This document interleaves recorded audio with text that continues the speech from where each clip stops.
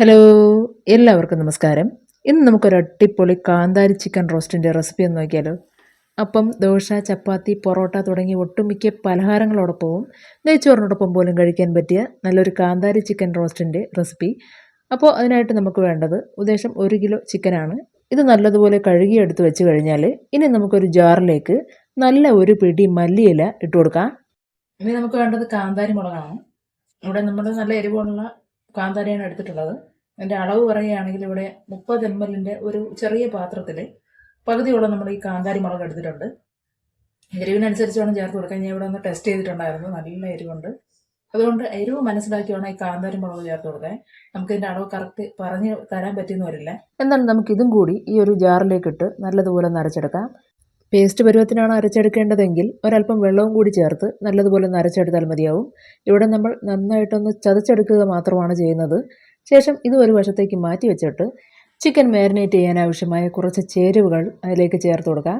ഇവിടെ നമ്മൾ ആദ്യം ഇഞ്ചി വെളുത്തുള്ളി പേസ്റ്റ് 1 ടീസ്പൂൺ അളവിൽ ചേർത്ത് കൊടുക്കുന്നുണ്ട്. അതുപോലെ 1/4 ടീസ്പൂൺ കുരുമുളക് പൊടി, 1 ടീസ്പൂണിൻ്റെ 1/3 ഭാഗം ഉപ്പ്, ഇവ മൂന്നും കൂടി ചേർത്ത് കൊടുത്തിട്ട് ഒടുവിലായിട്ട് ഇതിലേക്ക് ഒരു ചെറിയ നാരങ്ങയുടെ പകുതി പിഴിഞ്ഞെടുത്ത നീരും കൂടി ഒഴിച്ച് നല്ലതുപോലെ മിക്സ് ചെയ്ത് വയ്ക്കുക.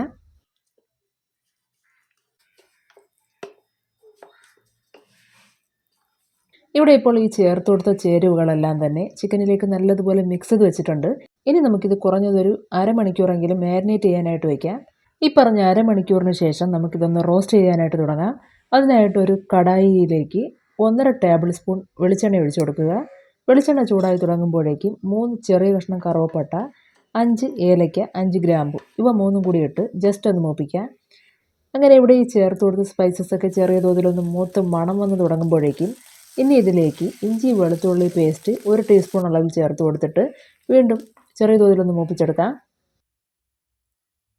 അപ്പോൾ നമ്മൾ ആ ചേർത്ത് കൊടുത്ത ഇഞ്ചി വെളുത്തുള്ളി പേസ്റ്റ് മൂത്ത് ചുവന്ന് തുടങ്ങുമ്പോഴേക്കും ഇനി ഇതിലേക്ക് 4 ചെറിയ സൈസ് സവാള സ്ലൈസ് ചെയ്തത് ഇട്ട് കൊടുക്കാം. ഒപ്പം തന്നെ 1 ടീസ്പൂണിൻ്റെ 1/3 ഭാഗം ഉപ്പും കുറച്ച് കറിവേപ്പിലയും കൂടി ഇട്ട് നമുക്ക് ഈ സവാളയൊന്ന് വഴറ്റി തുടങ്ങാം. ചിക്കൻ റോസ്റ്റ്, മുട്ടക്കറി, കടലക്കറി തുടങ്ങിയവയ്ക്കെല്ലാം സവാള എത്രത്തോളം നന്നായിട്ട് വഴറ്റിയെടുക്കാമോ അത്രത്തോളം തന്നെ നന്നായിട്ട് വഴറ്റിയെടുക്കുക. എന്നാൽ മാത്രമേ ഈ പറഞ്ഞ കറികൾക്കെല്ലാം നല്ലൊരു ടേസ്റ്റ് ഉണ്ടാവുകയുള്ളൂ.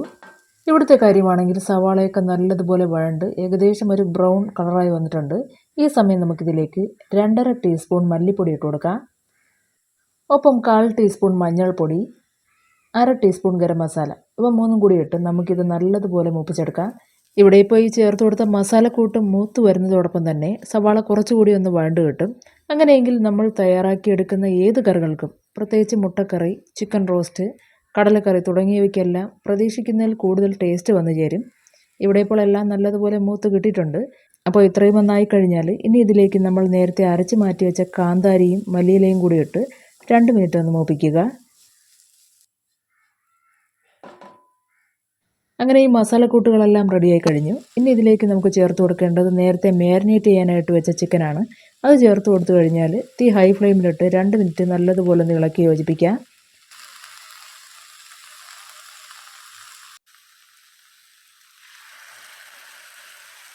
ഇവിടെ നമ്മൾ കാന്താരി ചിക്കൻ ഡ്രൈ റോസ്റ്റാണ് ചെയ്തെടുക്കുന്നത്. അതുകൊണ്ട് തന്നെ പ്രത്യേകിച്ച് വെള്ളമൊന്നും ചേർത്ത് കൊടുക്കേണ്ട ആവശ്യമില്ല.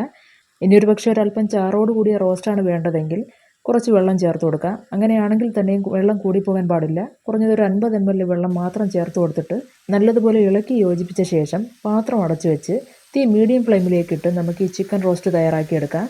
ഇനി അതല്ല, ഈ കാണുന്നത് പോലെ വെള്ളം ചേർക്കാതെ ഡ്രൈ റോസ്റ്റാണ് തയ്യാറാക്കിയെടുക്കുന്നതെങ്കിൽ ചിക്കൻ മിക്സ് ചെയ്ത് വെച്ചതിന് ശേഷം പാത്രം അടച്ചു വെച്ച് തീ ലോ ഫ്ലെയിമിലേക്ക് മാറ്റി വേണം നമുക്ക് ഈ ചിക്കൻ റോസ്റ്റ് തയ്യാറാക്കിയെടുക്കാൻ. അതുപോലെ തന്നെ ഇവിടെ വെള്ളം ചേർത്ത് കൊടുക്കാത്തത് കൊണ്ട് അടുക്കി പിടിക്കാനുള്ള സാധ്യതയും കൂടുതലാണ്. അതൊഴിവാക്കാനായിട്ട് ഇടയ്ക്കിടെ അടപ്പ് തുറന്ന് ഇളക്കിയിട്ട് കൊടുക്കുക.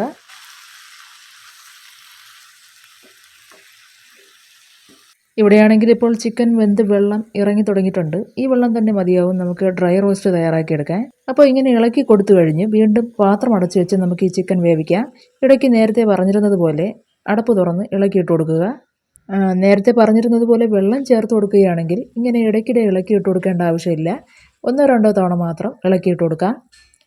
ഇവിടെ ഇപ്പോൾ ഏകദേശം ഒരു 30 മിനിറ്റോളമായിട്ടുണ്ട്. നമ്മുടെ ഡ്രൈ കാന്താരി ചിക്കൻ റോസ്റ്റ് റെഡിയായി. വളരെ സിമ്പിളായിട്ട് തയ്യാറാക്കിയെടുക്കാം. എനിക്ക് തോന്നുന്നു കൂടുതലും പലഹാരങ്ങൾക്കൊപ്പമായിരിക്കും ഇത് നല്ലൊരു കോമ്പിനേഷനായിട്ട് വരിക. അപ്പോൾ എല്ലാവരും ട്രൈ ചെയ്ത് നോക്കിയിട്ട് അഭിപ്രായങ്ങൾ അറിയിക്കുക. ഇന്നത്തെ വീഡിയോ ഇഷ്ടമായിട്ടുണ്ടെങ്കിൽ ലൈക്ക് ചെയ്തേക്കുക. നന്ദി, നമസ്കാരം.